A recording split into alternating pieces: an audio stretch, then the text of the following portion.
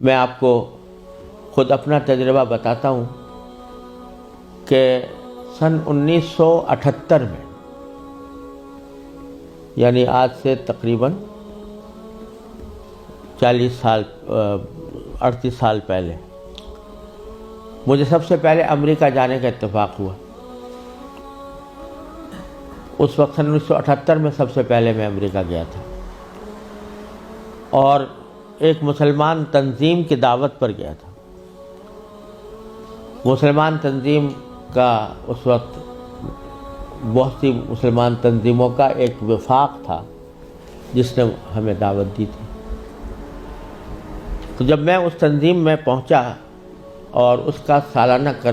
Convention تھا، اس میں حاضری ہوئی، تو سب سے پہلے تو میں یہ دیکھ کر حیران رہ گیا کہ جب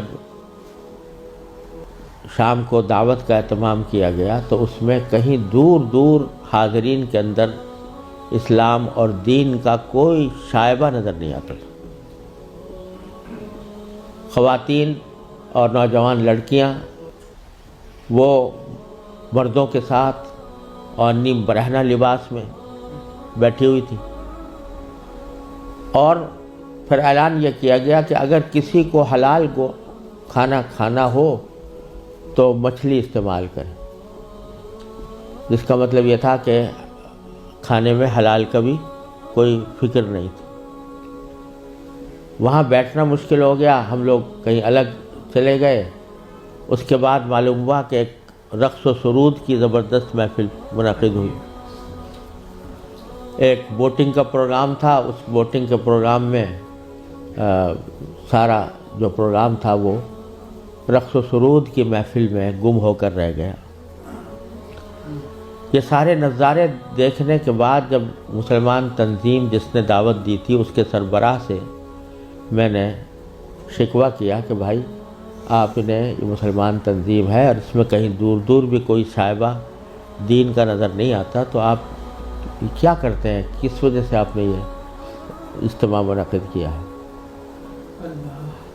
تو وہ لبنانی تھے وہ صاحب جن سے میں نے شکوہ کیا، تو اس کے جواب میں ان کی آنکھوں میں آنسو آنے لگے اور کہنے لگے مولانا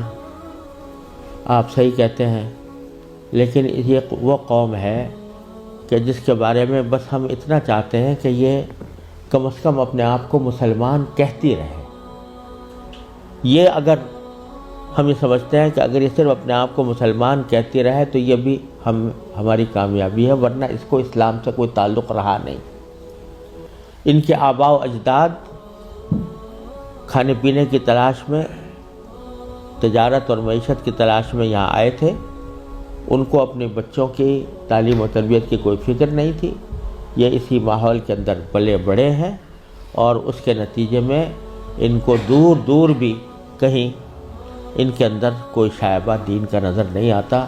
ہمارا کام صرف یہ ہے کہ ان کو اس بات پر جمع کر لیں کہ بھئی تم مسلمان ہو، اپنے آپ کو مسلمان کہتے رہو، ورنہ اسلام کی کوئی چیز ان کے اندر باقی نہیں رہی۔ یہ منظر میں نے سن 1978 میں اپنی آنکھوں سے دیکھا اور یہ عبرت ہوئی کہ اگر مسلمانوں نے اپنے بچوں کو، اپنی نسلوں کو صحیح تعلیم و تربیت دینے کی طرف توجہ نہ دی تو اللہ بچائے یہ اس بات کی کا اندیشہ ہے کہ اللہ بچائے جو آنے والی نسلیں ہیں وہ اللہ بچائے مرتد نہ ہو جائیں۔ اور اگر خدا نہ کرے ہماری اس بے توجہی اور غفلت کی وجہ سے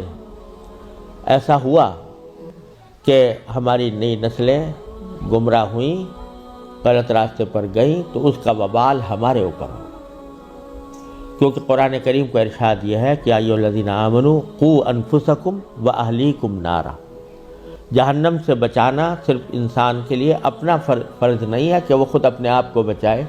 بلکہ اپنے گھر والوں کو بچانا بھی اس کی اپنی ذمہ داری۔ اور یہ بڑی شرم کی بات ہوگی کہ ہمارے آباء و اجداد نے ہمیں اللہ تعالیٰ کے فضل و کرم سے ایمان اور اسلام کی دولت ورثے میں عطا فرمائی، اور ہم اپنی اولاد کو اللہ بچائے غلط راستے کے اوپر ڈالنے کے ذمہ دار بنے۔ اس سے زیادہ شرم کی، اس سے زیادہ نقصان کی کوئی اور بات نہیں ہو سکتی۔ لہٰذا یہ مسئلہ جس اہمیت کے ساتھ توجہ کا محتاج ہے، اللہ تعالیٰ کا بڑا فضل و کرم ہے، اب حالات میں تبدیلی آ رہی ہے، خاص طور سے انگلینڈ میں اور امریکہ میں بھی اب بہت مسلمانوں کو اس طرف توجہ ہوئی ہے، ادارے قائم ہو رہے ہیں، لیکن جس پیمانے پر ضرورت ہے اس پیمانے کی ابھی تک کمی ہے، اور اس کا واحد علاج یہی ہے کہ جس کے دل میں بھی یہ درد ہے وہ دامے درمے قدمے سخنے جس طرح بھی ہو سکے وہ ایسے ادارے قائم کرنے کی کوشش کرے، ان اداروں کے ساتھ تعاون کرے، اس میں اپنے بچوں کو بھیجنے کا اہتمام کرے۔